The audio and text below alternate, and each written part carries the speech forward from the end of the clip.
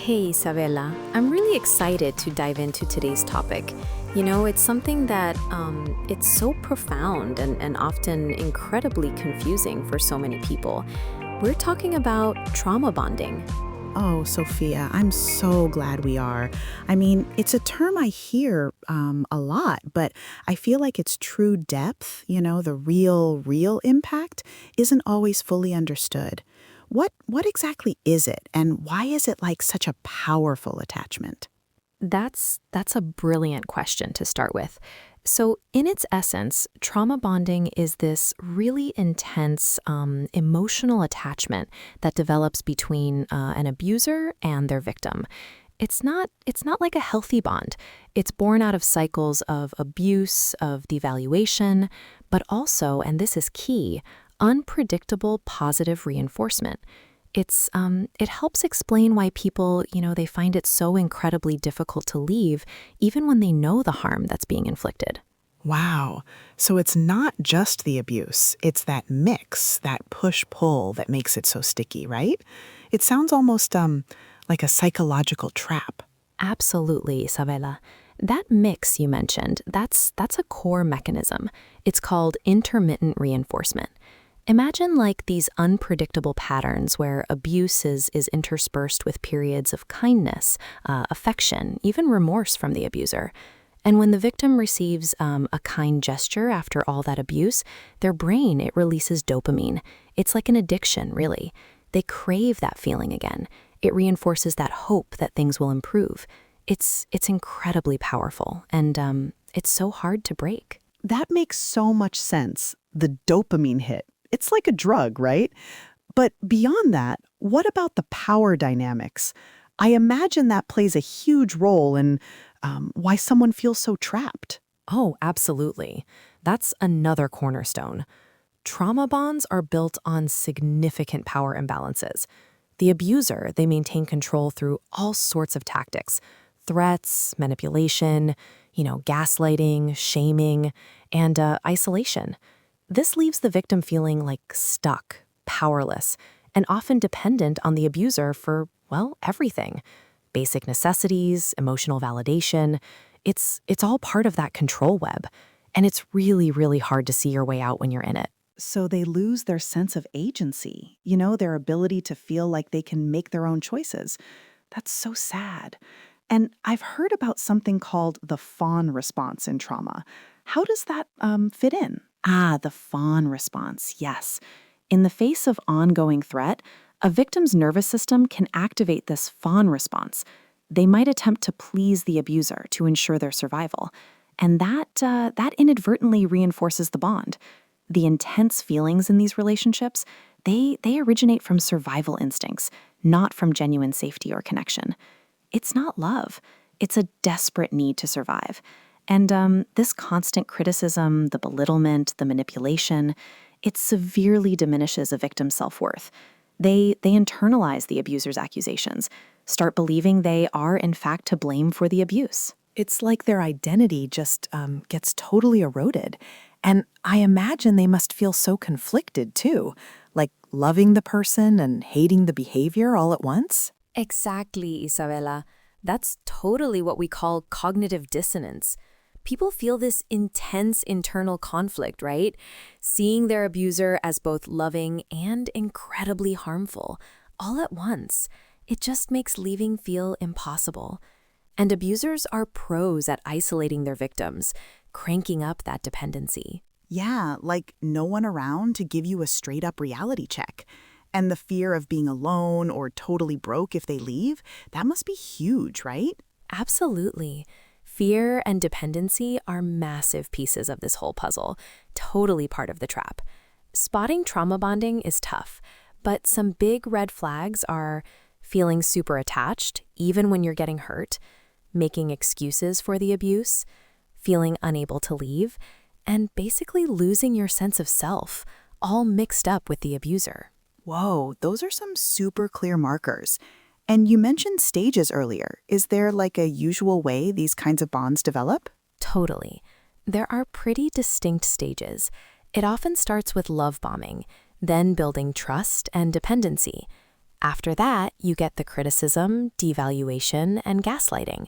That eventually leads to giving up, losing your identity, and honestly, becoming emotionally addicted to that whole messed up cycle. It's a really painful journey. That's really sobering to hear it laid out like that, Sophia. But okay, so if someone recognizes these signs, what's like the very first step to breaking free? Because it sounds incredibly challenging. It is challenging, Isabella, absolutely. But it's also completely achievable and often requires strategic steps and professional support. First point, and it's so crucial, educating yourself. Understanding what trauma bonding is, recognizing the patterns of abuse, it's the absolute first step. Knowledge is like power here, you know? Right, because if you don't know what it is, you can't even begin to address it. So acknowledging it for what it is. And then I imagine getting some boundaries in place? Exactly. The second vital step is acknowledging reality, confronting the truth of the abusive relationship, and stopping the justification of the abuser's actions. That's vital. Then establishing boundaries. Setting and consistently enforcing clear physical, emotional, and financial boundaries with the abuser is essential for reclaiming self-respect and autonomy. It's really, really tough at first, but it's a non-negotiable step towards, reclaiming yourself. That's huge. And then I'm guessing limiting contact would be next, once those boundaries are sort of set? You got it. Limiting or cutting contact. Minimizing or completely cutting off contact with the abuser is often a critical step to break that dependency. It's not always possible right away, but it's the goal. It's like, removing yourself from the source of the poison. It can feel really scary, but it's absolutely necessary for healing. That makes so much sense, especially if you think about it like an addiction, like you mentioned earlier. So once someone starts to create that distance, what else do they need to build up around them to really support their healing? That's where building a support network comes in. Reaching out to trusted friends, family, or support groups, it provides emotional support and external validation, combating the isolation that the abuser imposed. You really, you need those voices reminding you of reality. And then practicing self-care, focusing on personal well-being through activities that reduce stress and build a sense of purpose outside the relationship is so important for rebuilding self-worth. It's like rediscovering who you are. I can see how that would be critical, because if your identity was so intertwined with the abuser, you need to find yourself again. What about documenting things? Is that helpful? Absolutely, yes. Documenting abuse. Keeping a factual journal of abusive incidents can provide clarity and evidence. It helps validate your experience and, helps you see the patterns more clearly. And this one is, it's almost always essential, seeking professional help. Trauma-informed therapists specializing in abuse can provide guidance and support. Therapies like cognitive behavioral therapy, dialectical behavior therapy, and eye movement desensitization and reprocessing, EMDR, can be highly, highly effective. They're like, tools to help you rewire your brain, truly. That's really comprehensive, Sophia. And you mentioned the addiction parallel earlier, so I'm guessing there are withdrawal symptoms from breaking a trauma bond too? Absolutely, Isabella. That's a really important point. Breaking a trauma bond can truly feel akin to recovering from an addiction. It's often accompanied by withdrawal symptoms like anxiety, depression, fatigue, and even cravings for contact with the abuser. It's really, really hard. But recognizing these as temporary adjustments to safety, knowing they will pass, is incredibly important. It's your body and mind adjusting to a new, healthier normal, truly. That must be so disorienting, feeling like you want to go back even when you know it's bad for you. So what's the final piece of the puzzle once you're through that really intense withdrawal period? The final piece, and it's a beautiful one, is rebuilding self-esteem and identity.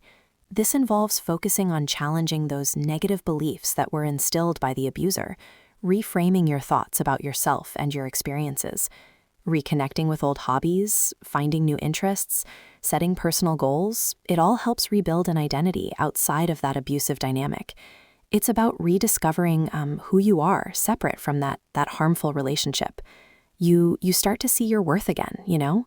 And it takes time, but it's so incredibly empowering. That's just so vital. It's like a journey back to yourself after being lost for so long.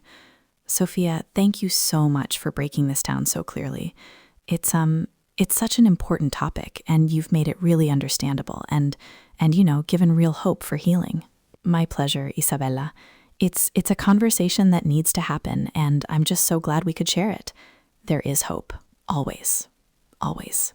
Isabella, this has been such an incredibly vital conversation, and I truly hope our listeners feel empowered by understanding these complex dynamics, and most importantly, know that healing is possible. Absolutely, Sophia. And thank you for guiding us through it with such clarity. To everyone listening, remember, you're not alone on this journey. Seeking help is a sign of immense strength. Precisely. And as we wrap up today's deep dive, remember, we want to keep this energy going.